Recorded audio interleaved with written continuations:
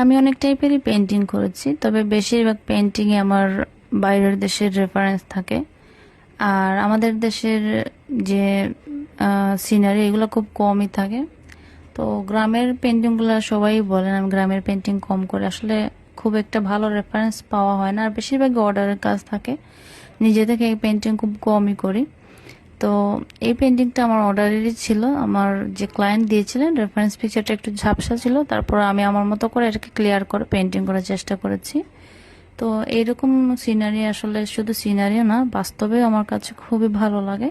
তো চারপাশে শুধু শিমুলের গাছ নাকি কৃষ্ণচূড়ার গাছ, এটা আমি ভুলে গেছি। কৃষ্ণচূড়া আবার শিমুল, এই দুইটার মধ্যে আমার অনেক কনফিউজড হয়ে যায় কি গাছ কোনটা কোন গাছ। তো এই টাইপের রাস্তা আসলে অনেক ভালো লাগে, একদম স্বপ্নের মতো মনে হয়।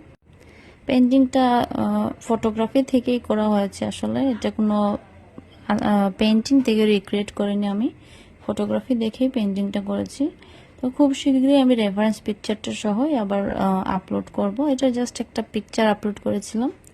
তো পেন্টিংটা এমনিতে সহজই ছিল, জাস্ট এটার গাছের পাতার কাজগুলো একটু ডিটেইলিং করতে হয়েছে।